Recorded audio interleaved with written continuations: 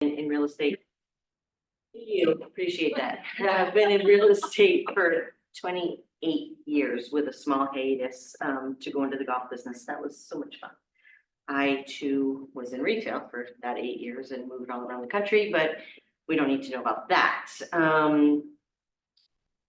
I have 2 kids, 3 grandchildren. I will never catch 4 grandchildren because my kids are all done. I'm really quite sad about that actually, but I love them very much, more than my own. I'm just saying, you all should know that about me. I don't know. I've been at Keller Williams 2 years. I've been all over.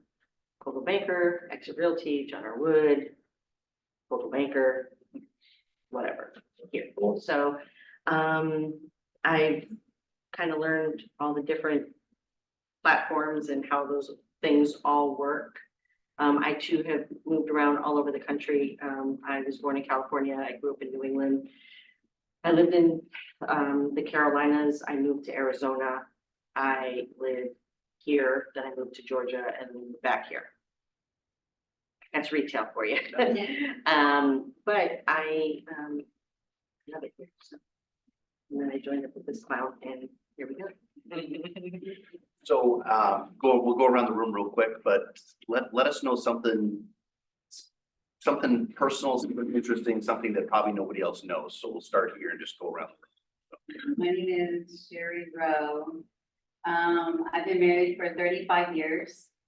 A wonderful man. To an awesome, yeah, I gotta brag on him. He's a true gentleman, he's just very giving, loving, loves to help people in any type of matter that he can. I have 5 grandchildren. I'm from Ohio. I've been here for in July it'll be 2 years. And I know I do not miss Ohio at all. I do miss my grandbabies and my children, but they come and visit me at time to time. But something. Oh, you're gonna leave the elephant in the room for me to say. Come on now. Sherry Rowe used to be with Keller Williams. She's now with MVP for other reasons, but we love her. So we invite her to come here at any time because we love her. Oh, I love you guys too. They're awesome. It's hard, but yeah, that's pretty much fun. We're glad you're here. It's good to be here. Absolutely. Training's a must. And that's one thing that Keller Williams does ingrain in you is you got to have the training and you're not going to make it if you don't. Exactly. Thank you. My name is Freddie Garcia. I'm originally from New Jersey, moved down here about 2 years ago. I have 5 kids, 2 grown, 3 little ones. Relocated during the pandemic, love it down here. So something interesting about me was that I used to work in television at a very Rockefeller Center in the city, working on every TV show you can imagine, including CNBC, Profit, and all those shows. But during my time in television, interestingly enough, I invested into real estate as a side hustle. That real estate grown to the point where I was able to take a nice payout at the TV and not have to work due to the cash flow.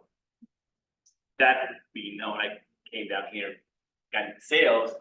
It's a completely different beast. because as an investor, I can see the possibilities and I can look at a place and say like, okay, I know what the numbers are and what it's gonna make. But I can't break it to people and try and show them like what a place can be or doing the calls and what have you is totally different. The sales part of, invest, it's just 2 different worlds. And trying to better understand how to build the relationships in order to create opportunities and do something different, which I really enjoy real estate and architecture and investing and everything that comes with it. But I have a creative mind. And so I've shot, I've edited, I've produced so many things and I do a lot of it myself. And so sometimes the brain goes different ways. Like I want to be doing creative stuff, but I want to make some money too. Oh, you're So, artsy fartsy, I. Yeah, yeah. Awesome. Great. Thanks for coming. My name's Tiffany Sand. I'm originally from Miami, Florida. I moved here, maybe 10, 15 years ago to Naples. I started a beauty supply store. I closed it. I focused on doing hair. That's what I'm doing now. I guess I'm a dual career person. I have 5 kids. What else? Something interesting about me? Oh, that's pretty interesting. Right? Yeah. I'm still stuck on 5 kids. Right? Yeah, you're safe. I would be here too if I were you. I'm just I love real estate. I started in January. I signed with Keller Williams. I've been here ever since. I just had my first listing for real estate. Awesome. It's a rental listing. I guess that's what you would call it, a rental listing.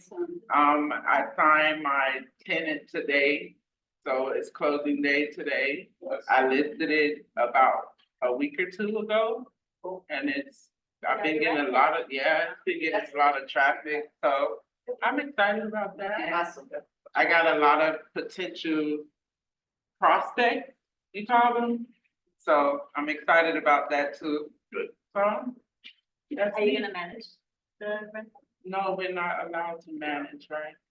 Oh, not, Yeah. oh, I don't know about rental yet, but. Yeah, well, you're kind of doing the same But thing. I'm starting List- now. Listing one versus Listing. managing is different. So Okay. if you manage, then you gotta be licensed, you're holding an escrow, you're responsible to collect the rents, take care of maintenance issues, that kind of thing. If it's just a listing, you keep them separate. You just list the property, find the tenant, and then turn everything over either to a management company or to the owner. Oh, okay. Mine, Yeah. I'm turning over to the owner. Okay, yeah, I didn't go that far. I just knew You're not I there wasn't yet. gonna do it. You're not there I wasn't there yet, not there yet. All right, Mary, you're up. So I'm Mary Snavely. I've been with Keller Williams since the beginning of the year. Been licensed since the end of December, so really licensed. I am a Minnesota native myself. I moved to Florida 2 years ago. I still do own 2 homes in Minnesota. My son's actually living in one of them. I have 2 children of my own and a stepdaughter. I have 1 grandson, and I have a little granddaughter on the way. She'll be here in September, so I'm pretty excited about that. So what else can I share? You're working on 2 land listings and a rental and. Yeah. Oh, there's that. Good out there. There's, yeah. So I also do have a rental, that I'm listing, it should probably be, I guess it'll probably be on the market maybe Tuesday. Yeah, so exciting. I'm excited to go through that experience. And possibly, the same home will be listed a few weeks later for sale. We're hoping. I already did the listing, by the way. I'm ready to go. And then I have 2 lots as well that I'll be listing shortly too. Just waiting for a wetland to come back on one of them and I could get that one. So some things are starting to happen for me now. So I'm pretty excited about that. But I wish I had more in the pipeline. Always. We'll get there. We always want more. Yeah. Yeah. So, thank you. Hi, I'm Maggie O'Brien, and I guess the thing that frankly, not knowing people and not a big deal, but I used to run a alcohol and drug treatment center program manager for the Hampshire County Sheriff, Massachusetts. Did that for 5 years, have a courthouse background, worked for the Bar Association, Hampshire County Bar, Massachusetts Bar Association. I've been looking up long. And many, and then I got into the sales aspect of things, but, I think the most exciting job for me was in the DA's office, my first job, when I was fresh out of college. And that was I made some great friends and learned a lot of things about people. Then I worked in the public defender's office 10 years as well. So. Don't mess with Maggie. A lot of legal background and stuff, but I really love this, a little bit of a lull for me. But doing open houses, I enjoy open houses, more so when people come. So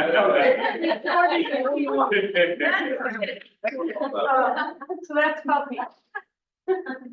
Cool. My name is Chris Grosser. I was born and raised in Naples. So that What? is wild. I know. Wow. It's like a unicorn. I know. Sign autographs. I worked in the corporate automotive world for 10 years, for Bentley and Rolls-Royce. I worked for Tesla for almost 5 years. I opened up 3 stores with them, including the waterside shops, one in Naples and a few others. Trained a lot of their staff and their sales teams. And got into real estate a little under 2.5 years ago. And my wife as well, so we're a team here. So a lot of you guys might know her, Bria, she's not here, she's at the dentist currently. She wishes she was here. Yes. Yeah, The fur kid, and sorry, the fur kid. the poor baby, yeah, she's at doggy daycare, right? We just got a pup a few months ago. Oh, what She's a kind? nightmare. She's a nightmare. What She's a kind? horrible nightmare, mini dachshund. She's 9 pounds of fury. Science. Yeah. So I don't have children, but she is, yeah. It's just an indication and you should never have them, is what you're saying. I I agree. If I had the choice, I would stop. That's right. Thanks, Chris, for coming. I'm Julie Teal. I've been in Naples only like a year and a half and about half a year with Doyle. Now we are official team. And since joining with Doreen, I got my first buyer. Awesome. First time buyer, and it was a wonderful experience. And from that, now I have my first listing. That's awesome. That's it. Oh, it's me. Yeah. So I'm Beverly Matthew. I just came up with Keller like 2 weeks ago. Oh, I've been a it's long. realtor since 2005. Always expect the unexpected. For me, and that's it. Yes. Yeah. Love it. Well, thank you, everybody. So a big part of the reason that I like to do that, and Doreen, I think, felt the same way last time or whenever I do a class, is this is a relationship business. What we're going to talk about is your value as a realtor with this new law coming and why it is important to have a sense of value. And part of that is knowing your customer. Part of that's knowing who you're talking with. Part of that is the understanding that in order for you to get this new buyer broker agreement signed, you need to be able to convey a sense of value, a purpose, why you're there, why they should sign with you, and how come they should be locked in as your buyer and not one of the other 25,000 agents that range from Fort Myers down to Marco Island. Okay. So we're going to go through some of the things in here and there'll be plenty of opportunity towards the end for open conversation about the law change, but everybody's familiar with the NAR settlement, correct? I got in a lengthy conversation with somebody last night who's been in the business for about 30 years as well. Name also happens to be Doreen, so this is going to be really weird. Not me though, wasn't me. If anybody knows Doreen Clark, she's moving out of Naples, but she's been a realtor here for a long time. And we were talking about this class and about this subject.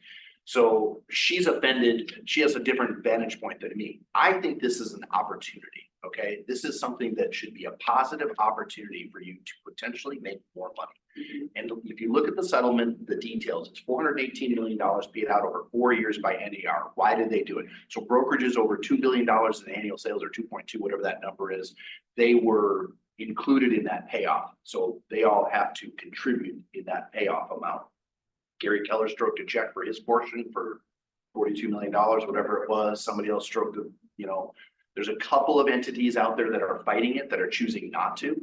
But the idea behind it is, do we want to make an enemy out of the very people that we are trying to earn money from?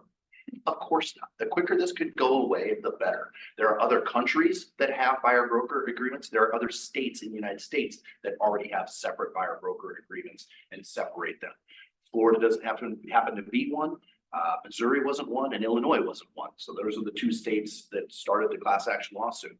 When you think roughly $106 million or $104 million getting paid out every year for the next 4 years, it's pittance. There's 1.5 million agents.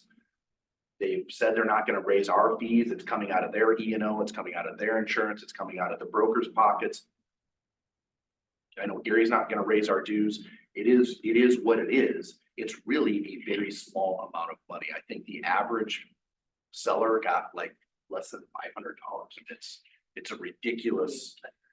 Yeah, I that Patricia was supposed to be letting people in. Oriana is the bottom. Yeah.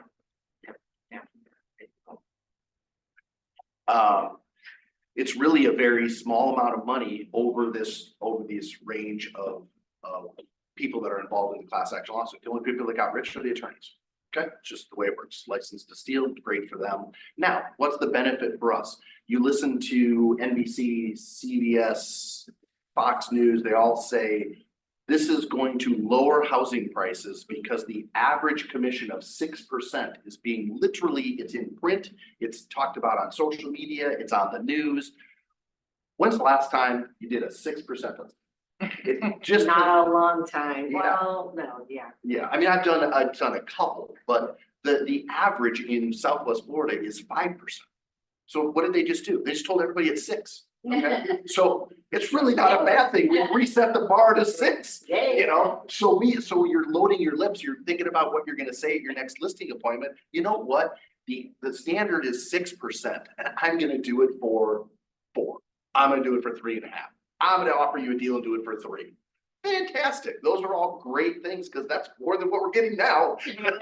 So then I'm going to turn around and I'm going to work with a buyer and I'm going to sign a buyer agreement and I'm going to tell them, you know, you're probably used to you paying or the seller's paying 6%. Well, that's gone away. You're only going to have to pay 3, you know, whatever, you know, however you're going to work this out. But the whole idea behind it is how can we help you have value? And with that part of it, I'm gonna let Doreen chime in on her 83 things. There's only 179,000 things that we do. Yes, we got this list somewhere. I don't know where. Somebody provided it for us. We just plagiarized it. I'm just saying. No, there's a lot that we don't think about that we do. There's a lot from the moment that somebody calls you on the phone. I mean, what's the first thing that you say when somebody calls you on the phone? Are you pre-qualified? Or are you paying cash? Already, you're helping them. You're already making them think of things that they haven't thought of or the step that they haven't taken yet. It's those things. Okay, I can provide you vendors for home inspectors, lenders, attorneys, closing companies, carpenters, handymen, Sherry's husband. So, you know, we're already doing 10 things before you even invite them into the office. This list is partial. It is 80 things that we do. Put it in your buyer presentation. I know it's in hours. You know, put it in there and talk to these points because I promise you, somebody that is buying real estate, they may have bought 2 or 3 homes in the past. They have no idea of all of the things that we do. From doing that search, getting them pre-qualified, having a consultation with them, showing them your buyer presentation, going through the buyer broker agreement, which I honestly, I have a loyalty agreement. I never have them sign the actual broker agreement, the neighbor agreement, but it's protecting and get to know it because we're going to use it and we're going to use it for every buyer from this point forward and do it now. Yeah, the practice should be starting now. And when you look at this list and you say, oh my God, I didn't know I did all these things. But read them. A lot of the buyers don't know that you do all these things either. If you ever want to intimidate a buyer, go into the buyer side of the forms in DocuSign or in Form Simplicity and print all of the buyer paperwork, from HOA disclosures to addendums to buyer purchase contract to as is contract to, and go down the list and print all that stuff and say, this stack of paper is what I submit when we submit an offer on your behalf. This is all the stuff that I have to do along with these other things. It's pretty intimidating. It literally can shift the mindset of somebody going, well, I can do this myself.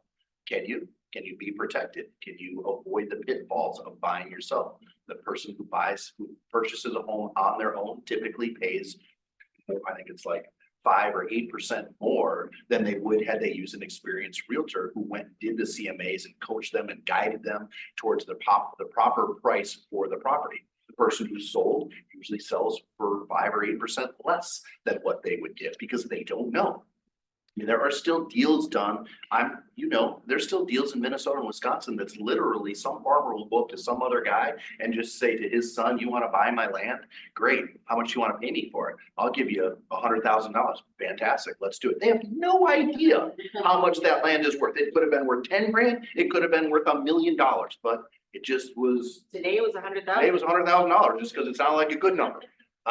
But you're doing that market analysis for them. You are the one that is in the market. This is your profession. This is what you do every day.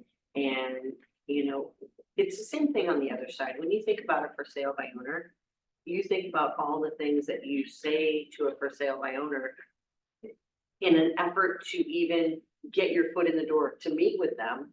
It's the same, but it's on the other side. I mean, I give them a stack this big of 65 pages of things that I do for them, and they're like, oh my gosh. It's the same thing on the buy side. If you're gonna print out every document that you're submitting, go through it with them. Have them in the buyer consultation. And this is what we need to do, and this says this, and this says that, and have them go, oh my gosh. I need your help. You're creating that sense of value, and it's gonna become ultimately more important than ever before, particularly as we head into this next season. Let's role play a little bit. Somebody calls on the phone. Hey, I just landed at RSW. I saw a property on Zillow. I really would like to go see it. I'm looking for an agent that can get me into Pelican Marsh gated community. How do I get in there? What are you going to do? I mean, I can tell you that back in the day, great, I can pick you up in 15 minutes. Love to get you in there. Let's go. And you do it. That can't happen anymore, because by the time you introduce them to that person, what if they're going to go do the deal themselves? You need to say, well, you know what, let's put a pause on this. I need to schedule an appointment. I need to meet with you. We need to sit down and talk about all the things that go into this value add proposition. And before I schedule an appointment, I'm going to have you sign an agreement with me that I am your agent who's taking you in. Inform them about the new change in the law. Inform them about all the services that you do. You're adding value as to what the purpose is. Great that you saw it on Zillow. It's wonderful. I would love to represent you, and I'd love to help you get the best deal possible. They're going to say things like, well, I have to pay you now? Yes, you do. Sure do. On paper, we're agreeing that I'm going to get compensated for my value, regardless of whether you pay me or the seller pays me. Okay? What do you mean by that? Well, it means that when I sit down and Doreen comes in and she's going to be my buyer, I'm going to go through the list of my value. I'm going to go through these things, and I'm going to slide her over this buyer broker agreement that's going to have her name nicely on there. It's going to have a list of what I do, and it's going to say, you've seen all the stuff for 6%. It's going to be 3%. Okay. Just going to do this for maybe at 3.5, maybe I'm 4. I don't know. Depends how valuable I feel that day.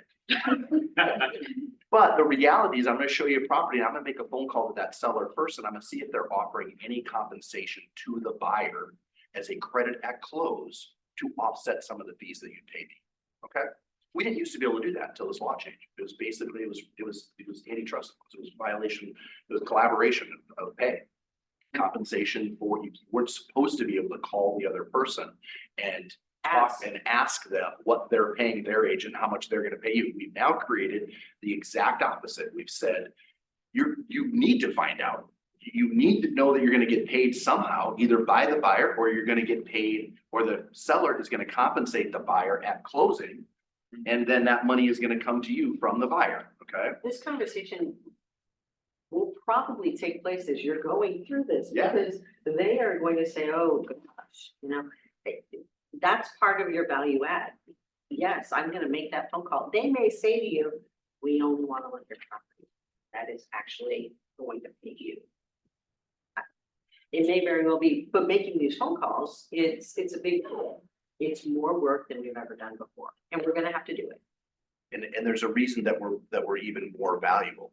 So the reason I pulled up the MLS here is this line right here, for those of you that don't know, where it talks about compensation, this goes away July 1st or July 15th, right? I don't know. So this no longer will be in here. So now you're gonna come down to confidential remarks, and it's gonna say seller is offering compensation to the buyer at closing.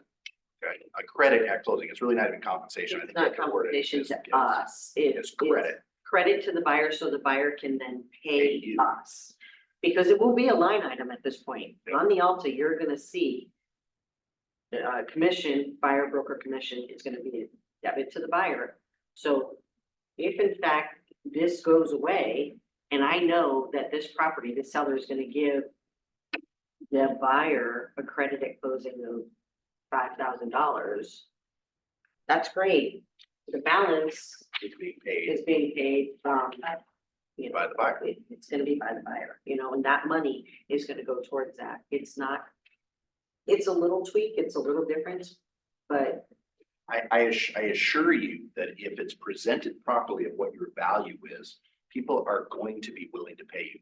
And I do think that there is some people at the bottom end of the spectrum, those FHA buyers, those VA buyers, there's some hurdles that they're still working out as far as how that's going to come about.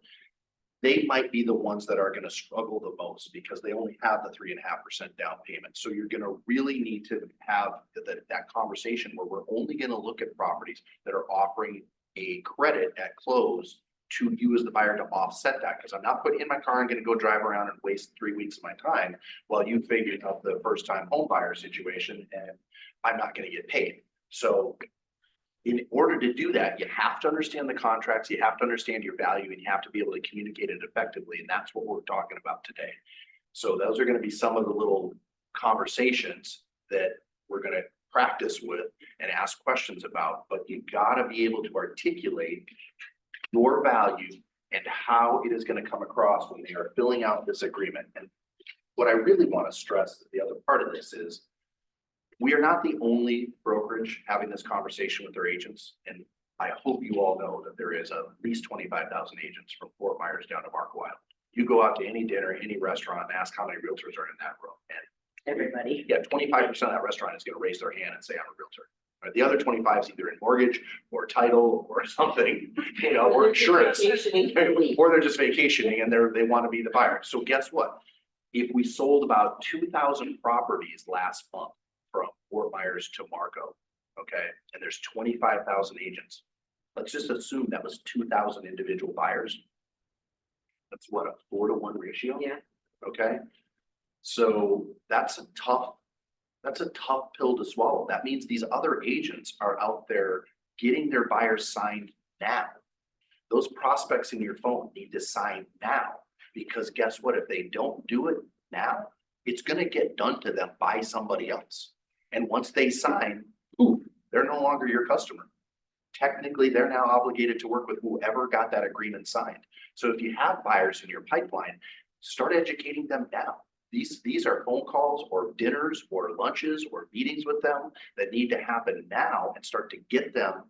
The quicker they're signed with you, Jeff and I at Doreen were talking about it the other day. The quicker somebody signs this with you, where do they move on your funnel? They are automatically a VIP. They're like the most important person, because that's like your chances of closing this deal and getting paid because you signed with me goes up dramatically. Your closure rate is gonna skyrocket.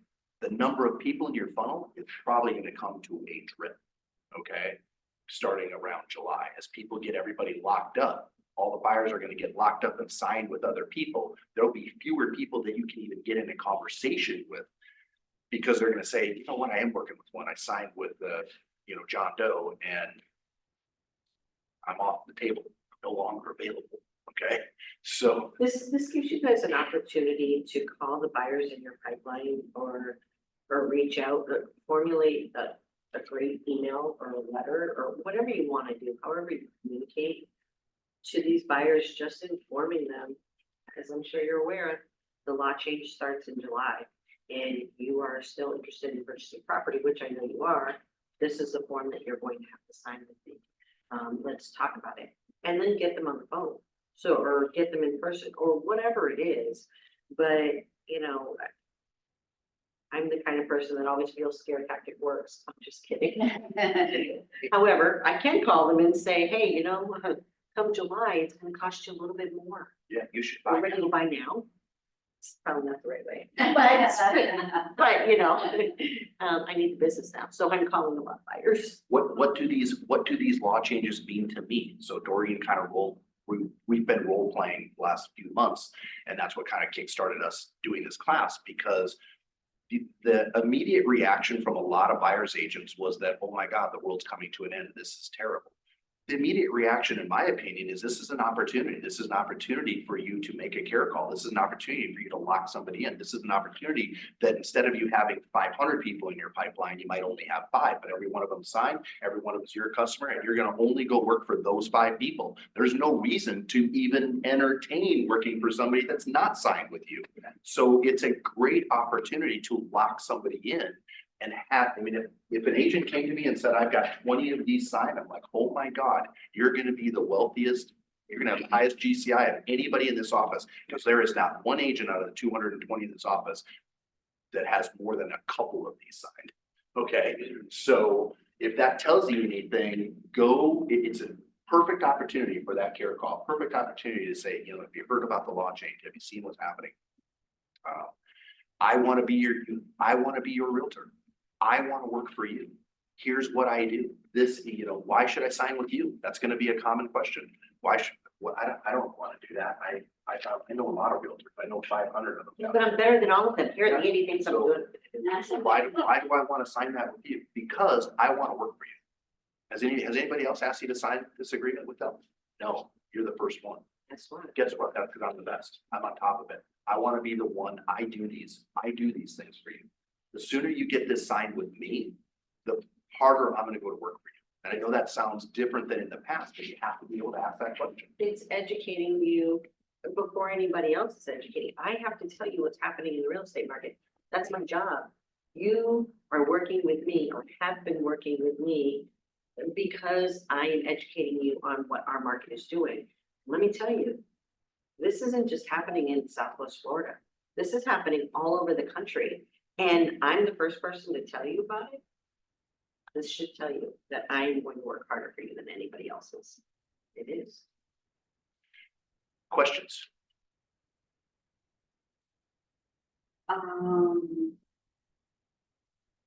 What would we put down as far, let's just say I have a buyer and, and I'm telling them all the things that I'm doing. And what would we put down as compensation on here? So you can do a flat dollar amount and you can do a percentage. Okay. So you could say Of the sale? of the sale. Okay, So, and a flat dollar amount might be, your average price point, what is 600 grand at 2.5% or whatever the average payout is. So maybe it's $15,000, $20,000. So you can put a flat number down on there, but you can also put a percentage. I kind of think the percentage is easier. Plus, if you look at that place pays 2.5, you're going to put 3 on there. One of the things that's part of the law is you can never get more than what you have the signed agreement with the buyer. In other words, if the seller's offering compensation or credit at close to the buyer, you can't add that on top of what your agreement is with that buyer. So start high on that. Start at that 3%. Start at that bigger dollar number. Part of that's the vetting process. Hello, Mr. and Mrs. Jones. How are you, cash or finance? So I think I have to get a mortgage for this. Okay, and what is a comfortable payment or comfortable price of a single family home that you want to buy? Well, I think if 600,000 is probably where I want to be. Okay, so it's roughly $18,000, 3% of $600,000 is $18,000. So, yeah, that is, and you know what, I am worth every penny of it, and I'm hats off for you on this.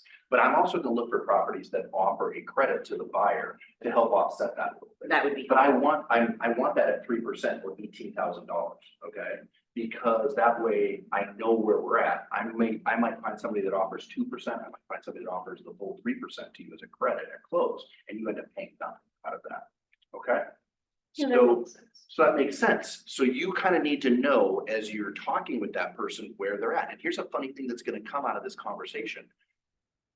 If you're cash, or if you're, let's say you're a loan and you only have 20% down, well, you know that 3% of that's going to you. So now they only have 17% down. Okay. So that's part of that conversation of that loan process and that vetting out and how they're going to be able to handle that. It's interesting when you say, when somebody's gonna get a loan and you ask them, do you have proof of funds? We're now I almost feel like we're gonna be asking for proof of funds before they get your car. Yeah. Because I wanna That's the know way it that sounds. they got that money in the bank account to pay me, you know, and so you gotta not feel bad about it. But that is part of the equation now that has shifted, because before we didn't worry about it because it was on the seller side, but Right. now it's So on the. how do you, You need to have that conversation. So I understand that you want a conventional loan and you're gonna be an 80-20 loan to value. Mm. There is roughly 3% that's gonna be paid in the commission to your lovely agent who's working so hard for you. Yeah. So that means you're really gonna need 23% down. Do you have that money in the bank ready to go? really, do you have it or are you just kidding? I need to see it. So in order for you Yeah. to help me, Yeah. help you, is that I need to go to the offer table with that seller, armed and loaded. I always call it locked and loaded. I need to have every bit of information to help me sell you as being the best buyer for that property. In order for me to do that, I need to have my buyer broker agreement signed.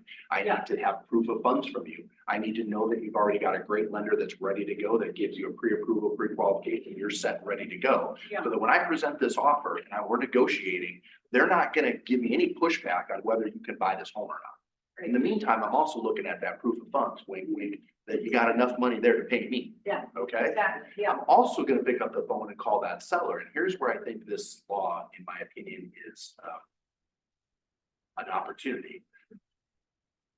I'm gonna call that seller, I'm gonna call the seller's agent, hey, Doreen, I see you got that house for $620,000. What's it paying you credit for my buyer? Depends on your offer. So if I give you a full price offer, would you be willing to credit 3% so that my buyer? Work that out. I'm pretty sure we can. That's Anything less than fantastic. that, I'm not really sure. That's fantastic. I'm gonna look forward to working with you. Now I get to go back to my buyer and say, hey, look, the property's hot, it's priced well. We're gonna need to put an offer in at 620 and you don't have to pay a dime in compensation to me. They're gonna give you a full 3% credit at close. That's gonna come off the Alta savings, go right to me. Guess what I just did? I just ended up selling the house at full price. Whereas in today's market, I probably would have offered 560. Yeah. You know? Yeah. You know, but the buyer would be paying the full 3% to me because they wouldn't be paying anything. Because, you know, they're gonna feel like they got them such a low price, they're paying no compensation. And they can now do that. And this is where it's confusing. So, That's where it would be in the confidential notes, if they're gonna give you a credit. right, but it doesn't I say mean, how it much. doesn't say how much though. You have to Can't call put- them and find out. Yeah. We're gonna Call them. we're gonna have to call them and find out. So part of this, as we're talking pretty frankly amongst ourselves, remember, we started this conversation in this class with, I'm building that relationship. Now I know a lot about you and you know a lot about me. That trust has to start from minute one, because you're not gonna have an opportunity, it's 5 minutes and they've gotta trust you.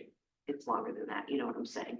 But you can have a very frank conversation with somebody if you have a relationship with them. Yeah. Right? My frank relationship, again, I tend to, be more frank than most people. I am one that is gonna say, you can't expect a realtor, any realtor, to work for nothing. And this is gonna protect me for all of the work that I do, and these are the things that I'm gonna do for you. And so now, you're gonna tell me exactly what you're looking for, whatever that third sheet is. And we're gonna fill that out together, and we're gonna talk about the things that you need from me. You know, what is it you're looking for? What is it that you're trying to buy? Thank you. And now you're getting the criteria, and now you're having that conversation. But understand that these two things are first. This is the last thing. Asking people for money. I mean, this is gonna be last, but you are gonna have that conversation of, I don't work for anything. You can say it however you want to say it and be tactful about it. I mean, I'm sure I'm much more tactful with customers than I am with other agents, and it's debatable according to Debbie. But you know, I want to know about them. I want to know about their situation. I want to know why are they moving here? Is it work? Part of the idea behind your value is that you're doing those things before you ask for that compensation from them. But you need to be role playing that. You need to be sitting with somebody and having a conversation, whether it's your husband, your wife, another agent, myself, Doreen, but have the conversation and put each other in the place of one person's the buyer, one person's the agent, and then your conversation with the seller's agent. How does that work? When I call Doreen and I say, hey, I saw you had that house for listed for sale. My buyer's really interested in it. What are you offering for a credit to the buyer? Well, it depends on the price of the home. Well, come on, give me hint, give me something. Well, we'll pay up to 3% with the full price offer. Okay, I can go right back to my buyer and literally say to them, there's a math equation in here somewhere. You've got a buyer broker agreement with me at 3%. They're willing to pay 3% with the full price offer. I personally think the house is only worth 600, not 620. That's a $20,000 savings to you. But since you're financing, it's really not a huge amount of money in the monthly payment over time. It might be better for them to take the 3% credit from the seller than to pay me. But if I think the house is worth 550 and we're not going to get any credit from the seller and they're paying cash, isn't that a better deal for them just to pay me 3% and we get it for 550? Because it doesn't make sense to give a full, that's a $70,000 difference and you're only paying me 18,000, actually 3% of 550, they're only paying me like 17,000. So, you know, I essentially am doing myself a little disservice, but I'm taking care of my customer, my buyer, and I'm doing the right thing for the buyer. So you've got to get comfortable with looking at that math equation. And part of that is knowing who your buyer is. If the buyer is cash poor, if they are strapped, if there is a financial implication regarding them being able to pay you, that's going to change my conversation with Doreen as the listing agent because I'm aware of that. And the only way I was aware of that is because we had a good sit down conversation and I got to know them and I understand their dilemma or their situation. I'm going to advocate, let's go make a full price offer. You don't have to pay anything. Okay. That value between the 600 price and the 620 and your mortgage payment, who cares? You know, You're gonna be here for how many years? Oh, 10 years. Oh, the rest of your life. Oh, whatever. You're knowing their situation. If they're buying it and, you know, in 2 years, we're gonna move on. Well, that $20,000 might be a bigger deal than you think, but knowing the numbers and knowing your people and knowing that aspect of it is a big deal. The other thing that I think we're going to find that, you know, we have to talk about it, but you're gonna get a lot of agents that you call them and say, I see that your seller is offering buyer compensation or buyer whatever credit. How much are they offering? Oh, they're offering 3%. They didn't say they're offering 3% with a full price offer. They may say 3% right off the bat. Don't be that guy. Yeah. Don't be that guy, because if we offer $550 on a $600,000 whatever, and it's $50,000 less, they may have said that to you, you're probably gonna get it. You're gonna, 3%. which that is a good conversation because that was part of the segue into, you're going to submit your compensation request with your offer, okay? So, or your credit request with your offer. So you're gonna submit your purchase agreement, then you're gonna submit an addendum on there that says seller agrees to pay a credit at close to the buyer, the sum of 3% of the contract price or a flat fee, whatever matches whatever your buyer broker agreement is, that goes with that offer. So now the seller knows what they're paying and that is submitted at the same time. And you do not have a contract until those things are checked. When you look at a contract, neighbor contract, or part of our too, there's the check marks of what addendums are included. There's the one that says other. They're probably gonna add one now that says your credit request, seller credit request for buyers. But you would check the other box right now and you'd put in there that the addendum accompanying this offer is the seller credit addendum. Separate, because lenders don't want to see that there's any money being conferred outside the contract. So all you're doing is just putting that addendum is coming with it. Those two get submitted, not until you get them back, signed, sealed, and delivered. Wonder if lenders are gonna ask to see, They probably will. So, and that's and again, that's gonna be again, lender. getting to know the lender and getting to know what's gonna be okay and what you can and cannot include with the contract is going to be another opportunity, okay? But let's remember, we've reset the bar to 6%. We've reset the standard at more money to you as the agent. Okay, it is a golden opportunity for you to ensure that who you're working with and you're going to get paid rather than being a chauffeur, rather than being a tour guide that we've all done. I've done it, okay? Take somebody around whole day, buy them lunch, they get on the plane, go home, never talk to them again. I hate that. Sucks. I've done it But recently. we don't,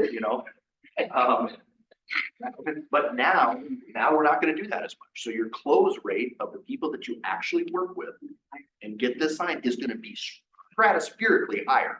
Unfortunately, you're not gonna be a tour guide. You're not gonna go jump in a car and go show somebody a property just because they got a willy-nilly Zillow lead or something. You're gonna wanna work with them, okay? You're gonna wanna get them in the office, get them in your car, sit down with them, get this stuff signed, get your proposition, your value proposition out there.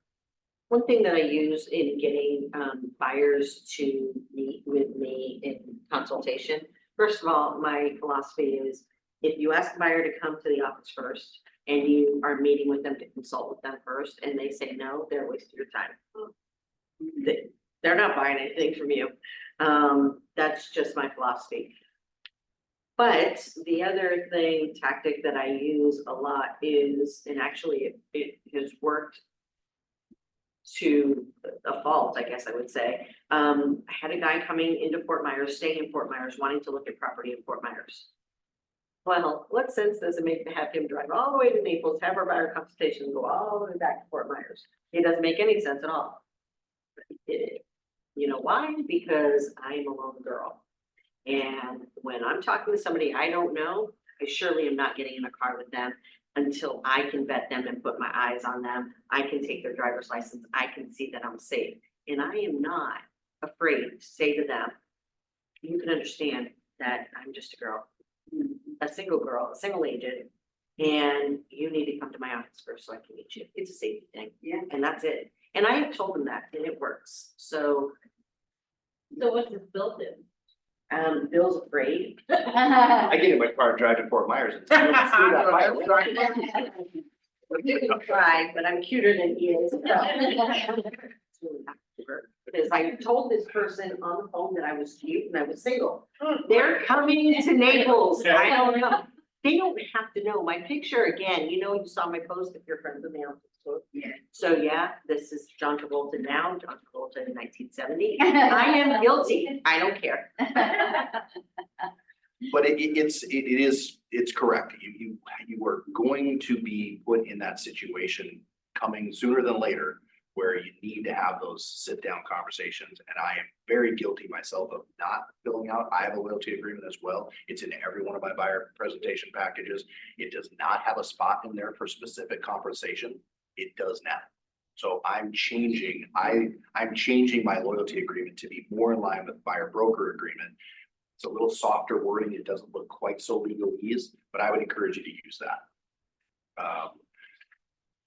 So when you're getting those things done and you're set with your compensation and they understand how it works, in the real world, I think 95% of the sellers are going to offer a credit. I really do. I don't think we're going to see a ridiculous change. Otherwise, I'm not gonna show your home. Right. That's my And thought. that's the point. And that is, Yeah, and we have. Created what they tried to So, stop. exactly. They've created exactly what they tried to not create, Correct. which was us colluding about price and compensation And now they force us into colluding about price and I competition. know. Wow. And that's exactly the problem, and not only that, but guys, we're gonna get paid more if we do it right. Yeah. And the only people getting screwed in this whole ordeal are the consumers. It's awful. I guarantee title fees are gonna go up. There's now two sides to this thing. You know, that's the other part of this. Your lender and your title person are your advocates when it comes to that buyer compensation getting paid to you. Because at the closing table, often it's done virtually, often it's done, you know, I'm not there I'm not there really at every one of my buyer closings, so I guess that's not necessarily true, but you should be there. But if you- it's cash, you're not there. Yeah, exactly. They might be paying cash or you're not there, whatever the situation. But you want that title agent, or you want that lender, or you want that closing attorney to be your friend and a partner and help explain that line item that is now on their side of the closing statement that says agent commission to Keller Williams for $24,000. They're gonna go, holy crap. You know, again, think of the title company. They love it. Because now they don't have to explain the $4.95, the $50 FedEx fee, all this other crap, because guess where eyeballs are gonna go? What? What's that $24,000 for? They're gonna ignore all that other stuff, and they're either gonna throw you under the bus and say, well, that's what you agreed to pay your agent, or they're gonna say, you know what, you have one of the best agents that I've ever worked with in the history of Naples, and it's absolutely worth every penny, and I'm glad that you're taking care of them, because that's how they feed their family. You know, you want that person to advocate for you, who's sitting there with that buyer, signing 800 pages of crap. Both sides of the deal. Both sides It's gonna be both sides, right? The seller side is gonna have the seller commission. commission. No, but you get somebody that you're listing it and then you bring 5, how's that going? Oh, you mean dual Yeah. siding? Yeah, Yeah, so if you get both, again, it's kind of weird. yeah, Back in the day, you get both on that listing right there. My agreement with that seller is 5%. So I get 5% if I bring the buyer and the seller.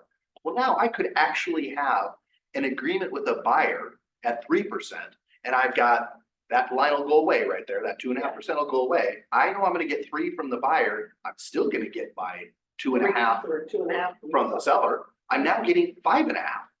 I was only gonna get 5.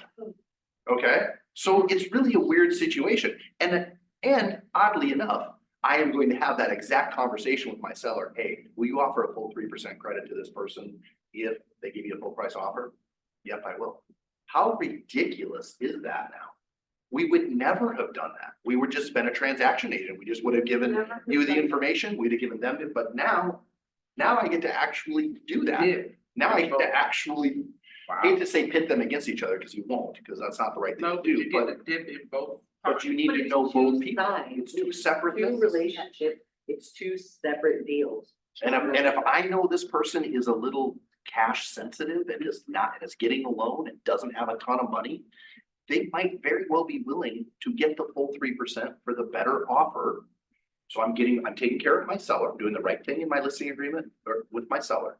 And I'm doing the right thing by my buyer because I understand their circumstances and I'm helping them come out of their pocket with as little cash as possible.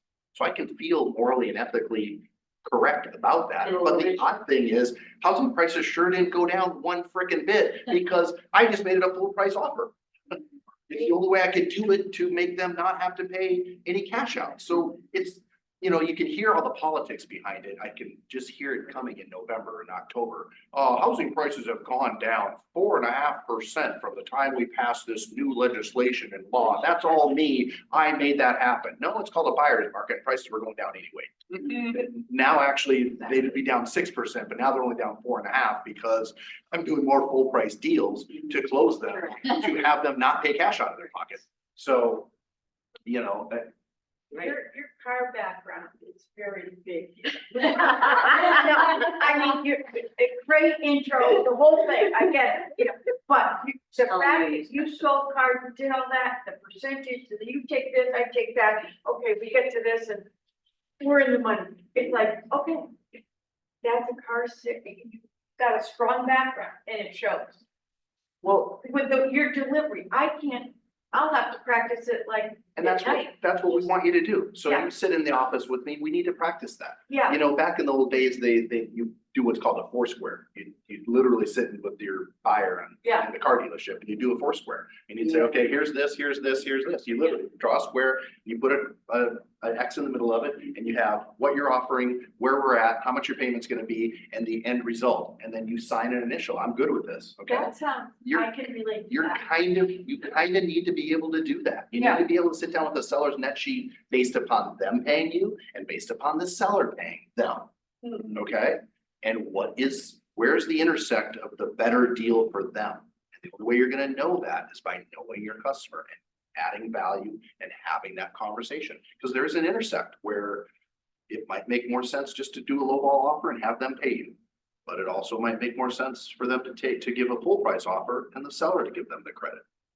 Okay? It's So- situational. Yeah. It really is, and it's, the only way you know what is better for them, again, is having real conversations with them. You've built a relationship with them.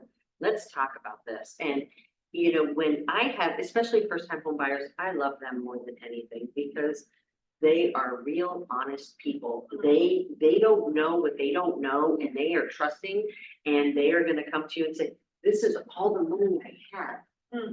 And you're gonna find that it's probably more than they need. So guess what? You're gonna get paid. But it is, okay, so this is what you have, this is what we offer, this is what what is gonna come out of pocket.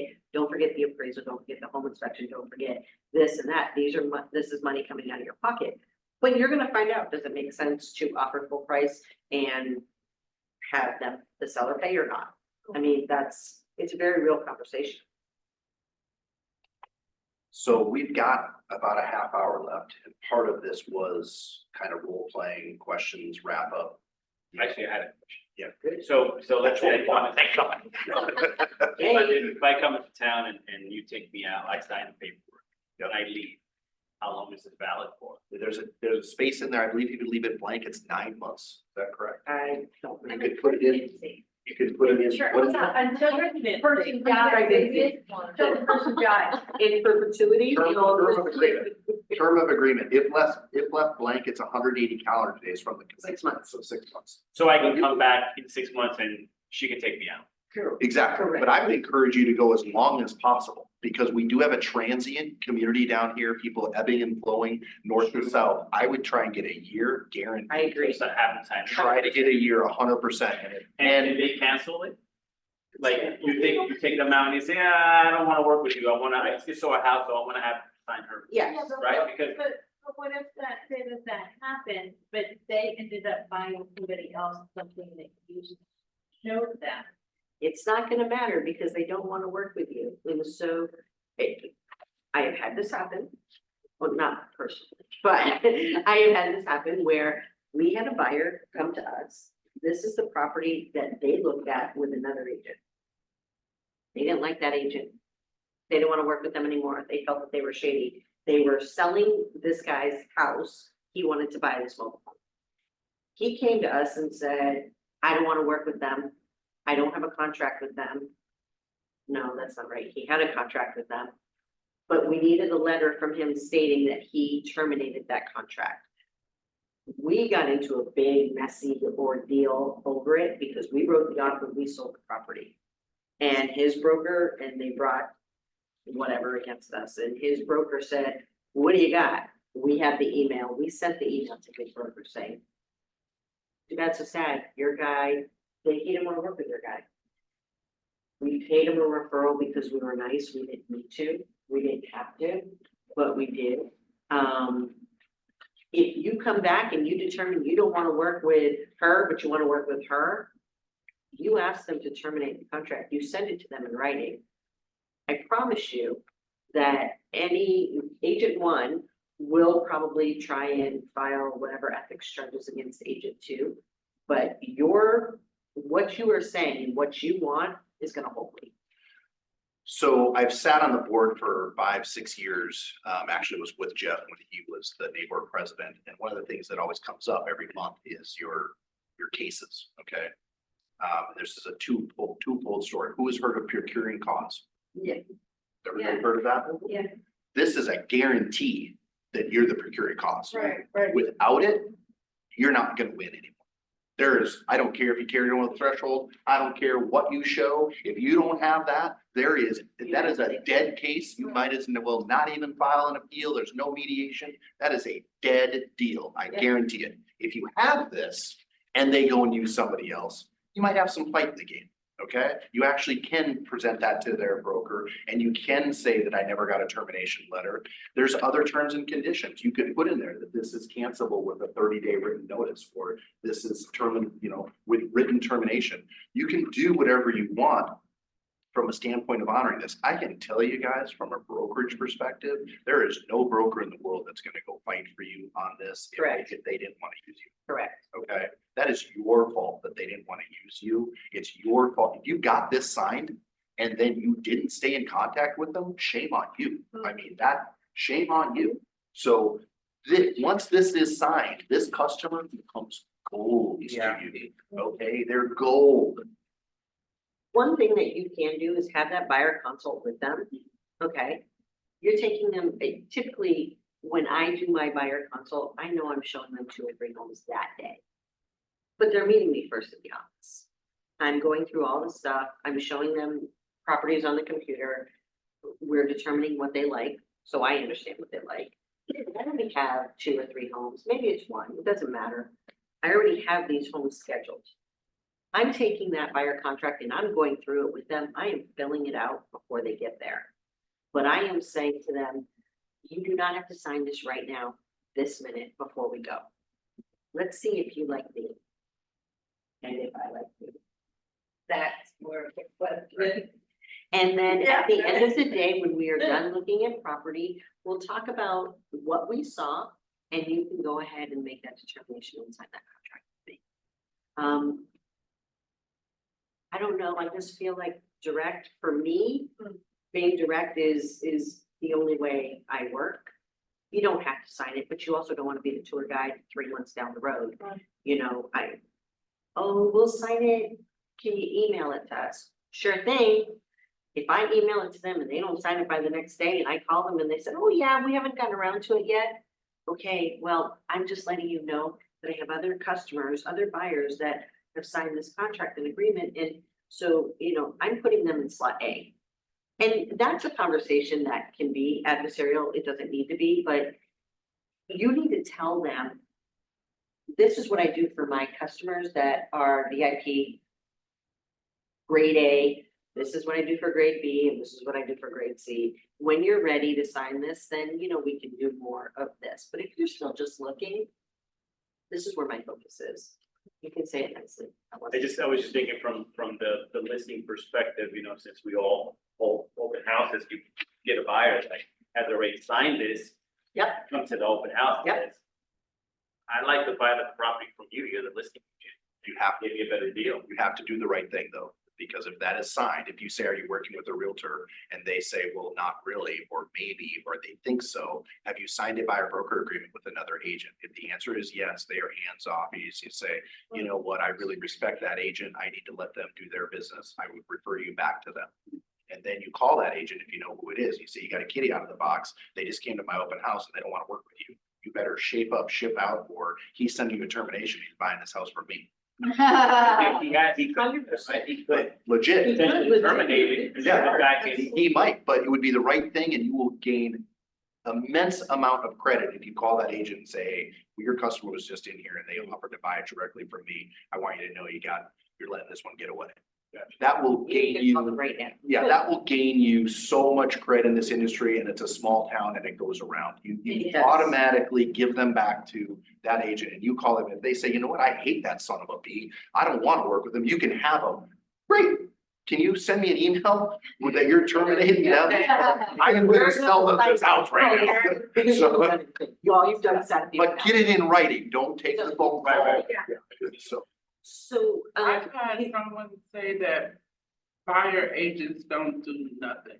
yeah, well, you can Show them the list. different. Yeah. by showing them this. You're right, we don't do anything. You do it all on your own. Let me know how it goes. He literally said that I'll just put it's a new development and I'm going to a new development. There's agents there already. Who do they work for? That The No, I'm pretending, you're my buyer. Yeah. I'm talking with developer. you and who do they work for?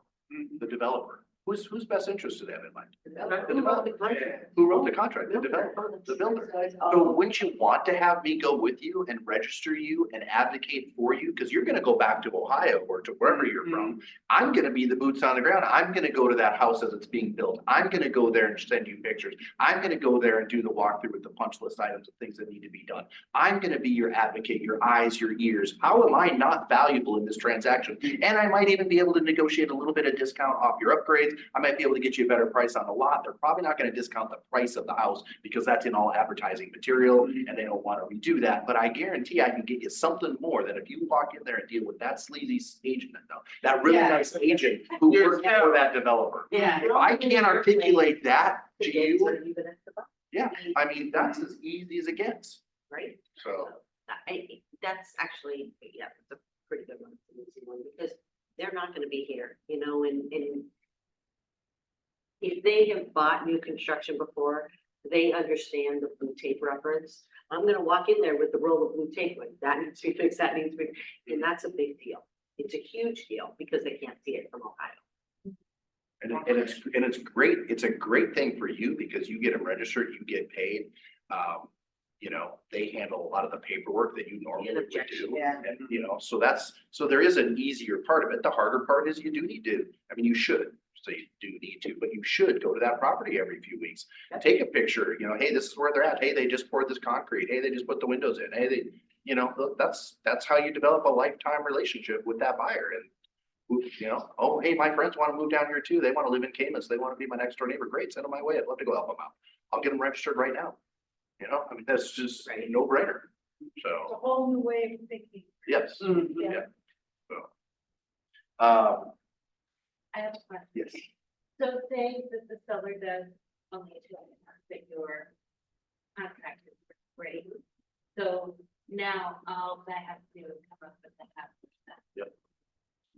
Or I can waive it. You can waive it, and you can say to the buyer, you can do whatever you want. You can work say for to the free. buyer, hey, she's not working for 2.5%, not 3%. But what you cannot do is have 2.5% on that and have the agent, the seller, give a credit for 3% to the buyer, because only 2.5 will go to you. Because that's what So you're. would you have to do an addendum to do that if it wasn't the right amount from the seller? Always go higher. Yes. No, because if it's, yes and no. This, If you do 2.5% and the seller's willing to give 3%, you're only getting 2.5%. That's all you're getting. Okay. this locks you into the max you can get. You can do anything you want with the title company, the buyer, and the closing agent. I mean, you tell them, I'm only gonna take 2.5% and the credit from the seller is gonna come at 2.5. So that's all you'll be paying me. But You know. this is ensuring that you're getting the most that you can get. Yeah. I mean, you could write 7% on that, that'd be kind of So in other words, if they're refusing, yeah, sure, get free for that. There you go. And that can be that way. I think on a cash deal where I know they're loaded and they're buying a pretty expensive house and I got them 2.5 and we offered, $50,000 less than the list price. My God, they're paying me the 3%. I'm gonna get half from them and 2.5 from the seller as a credit to them, and I'm taking the full free. Yeah.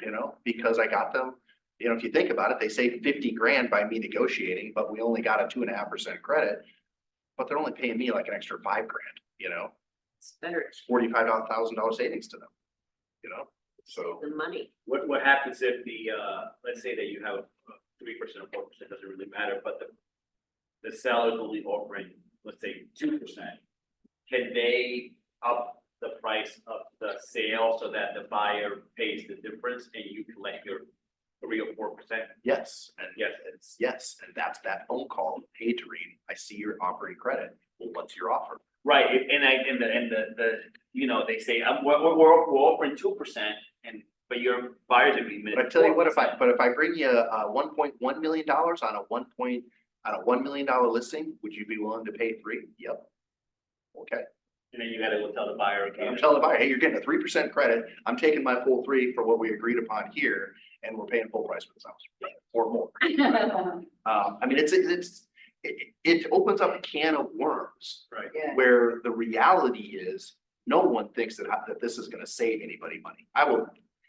Every title company, every lender, every attorney that I've talked to since we've been talking about this says, the end of the day, you're gonna see more money paid out to the title company, the attorney, the seller, and the buyer. In total commissions and total fees are going to increase because of this lawsuit, not decrease. Housing prices are gonna do whatever housing price is done. No appraiser's ever gone to an appraisal and said, well, what did you pay in commission? Because I'm deducting that from my appraisal fee. That's not how it works. They look at the closed contract price of the home, they do their comps, and they submit their appraisal based upon the sale price of that home. That's what we then convey to the buyer when they're making an offer. Why would I tell them to offer less because the seller's paying less in commission? I'm gonna tell them to pay whatever the appraisal is, or whatever my CMA, or whatever my BPO says that I think is a fair price for that house. Unless, of course, they're paying 2% and I'm signed up for 3% and my guy's cash poor, and we may offer a little bit more money so that they don't have to pay any of that. Right, so. What else? Any other questions? Thoughts, comments? Bill did a great job. Lunch is here. Lunch is here, it's in the other room. Oh, one last question. Sure. Are you doing this consultation same day as you're showing the properties? I do. So you're not getting out of half an hour? Actually 45 minutes, just because I'm very long-winded. So it's part of your presentation. It's part of the consultation, the presentation for buyers, absolutely. And I go through everything in my folder and talk with them And about. aren't they like, come on, I want to see a property? Like, They may be, but I don't. I would encourage you to have these in your briefcase, in your car, in your purse, whatever it is. Yeah. You need to have a full buyer's presentation, probably a couple copies of them and 10 copies of these. And if you sit in an open house, you should bring these with you and you should have them there ready to go, because somebody may walk in just because they're not buying your open house. If I get this sign and they're gonna go tour 7 other homes in that community today, do I not want this sign? Yes. I want this sign when they walk out that door. This is signed with me. I actually offer a coupon. I have a little thing down at the bottom that says, if you use me as your realtor, I will give you a credit of up to X dollars. Because I can't leave, but I'll give them that coupon and then I'm gonna have them sign this and I'm gonna say, if you go into another place, let them know that you're working with me. Here's 10 business cards. Enjoy your trip and I'll give you a little credit at close. This will cost you even less. Thank you. So. Depends on the type of person that you're sitting across the table from. So if you're sitting across the table from me and you want to go through every single paper in there and you talk like this, I'm gonna commit carry. I am. But if you're talking to somebody that's the high C and they are absolutely this, what does that mean? That's different. That 45 minutes, it can go as fast or as slow as you want it to be. You can get out of there in half an hour, or it can take you an hour. Be cautious though. If you are showing property, give yourself enough time to sit there with them and get to the first property. And if it's taking too long, you can always say to them, hey, you know what? I've set the first appointment at this. You're saying that in the beginning. Here's our schedule. This is what we're doing. We can only be here for X amount of time. You're going through everything that you can in your buyer package because you took the time to create it. You want to educate them.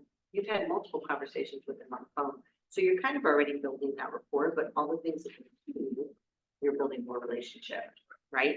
And so once you get to that point where you need to go faster because time is coming, put them in your car. Who was it that I was telling? I don't know who it was, that I was telling that, would you put people in your car? Well, don't they follow you? Absolutely not. I want them in my car. The reason I do that is very different than what other people do. I want to hear what they're saying to each other. We get out of the first house, she's telling him she hated this or she loved that. I can tell who the boss is. I want to appeal to that person. We hated it. Give me the listing sheet. We're never going back to it again. I'm tossing it inside. We're moving on to the next one. After the third house, which one do you like better? So that's why I put them in my car. I want to hear what they're saying. I want to know. That conversation from house to house is extremely important to me. To Bill, it may not be. He's like, I don't want them in my car. They're going to stink it up. Maybe they have sand on their feet. I don't know. It doesn't matter. It's your own preference, but that's why I do it. And so we can continue this conversation in the car, but we do have to get moving because The first appointment is at 11, and it's now gonna take us 20 minutes to get there. Coming back to, open house, so I do bring the, when I have a nice, fire package, that I can present to them. A lot of times I don't have a lot of time with them at open house, and I have actually sent a folder home with individuals, for them to take a look. Sure. Through everything, and then just follow up with them. I mean, we can still continue to do that. I mean, like, I know that, I'm sending them all this, this great stuff to look through and all the contracts to kind of take a look at. This is what they'd be signing. But go ahead. I feel like at an open house, it's hard, but it's easy. I know that's silly, but it's just, I just walk into your open house and I'm looking around and I'm like, I really love this neighborhood, Mary, this is great. I'm not really sure that this is the right house, but there are 2 or 3 other open houses around the corner happen at your Heritage Greens listing. I'm gonna say to them, I already know they're not working with an agent because I asked them when they walked in. I'm gonna say to them, you're not working with an agent. I'm kind of stuck here. I would love to show you those properties, just as he said. I have a package here for you that I'm willing to give you, but because I'm stuck here, I can't go out there and do what I would normally do. Here's my package. There was a buyer broker contract in there. They've already expressed they want to work with you. So you're getting them to sign that. And like you said, coupon, if that's what you do, business cards, send them on their way. But have as much of that conversation as you can. If you think you have built some sort of connection with them, send them with the package. But you don't have to do that for everybody. Oh, no, I don't do it with everybody, but just that where we spent time together as much as we could, Right. before the next group came in or whatever. Only you know But- what the right thing to do is in that instance. We have the advantage in Southwest Florida and other parts of the country where a lot of gated communities, a lot of condos, a lot of things that need access. So it's, for me, it's usually rare where I don't meet with the buyer first, then go set the appointments the next day or the next day. I rarely meet with them and show them on the same day, because it takes some planning. If they want to see 4 or 5 places, I gotta look at the schedule, what the availability is, go into showing time, contact the agent, do all that stuff. That takes some time. So unless they're gonna sit around and wait for an hour while I do all that, it's usually come and meet, let's get this signed, explain my value, go have lunch, we'll meet up tomorrow at 9 a.m. and we're gonna start our tour. That's more of an, and then the one thing I did want to say before I forget. So these are all of my saved searches. Everybody know what auto email is in the MLS? How many people do you have right now that are getting emails from you for properties? 15. 15? Mhm. How many do you have?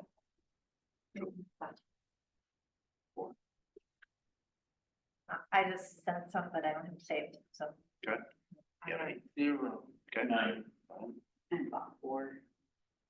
Should every one of them not have one of these signed right now? That's roughly 50, just right here. Yeah. There should be 50 of these signed, and you should shut those off like now. Because there's no reason to be feeding them information unless they are your buyer. Okay. That's So, great point. so this should be signed, right? Like, these are perfect people to go back and start calling. Yes. Hey, I've been sending you these properties.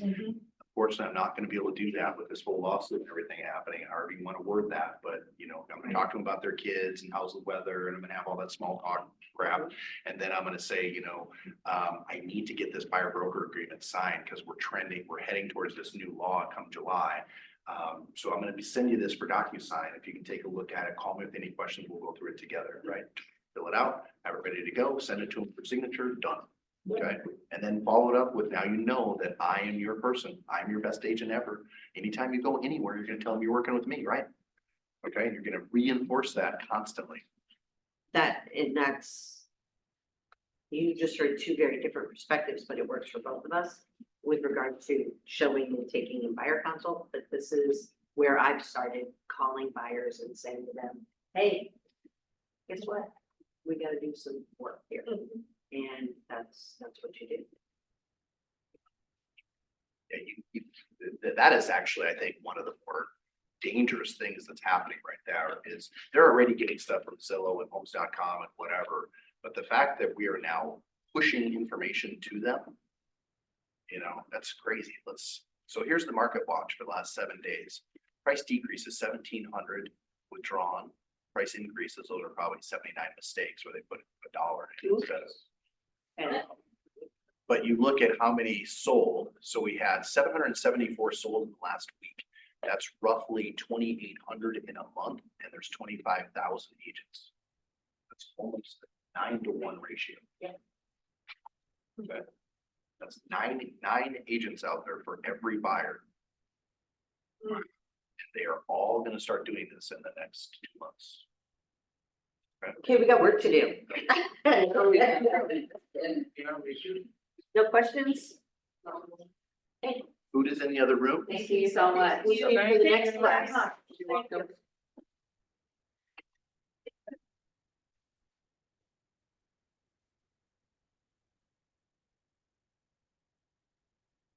Don't eat my town, you know. Right, Wait for that for me. It's like-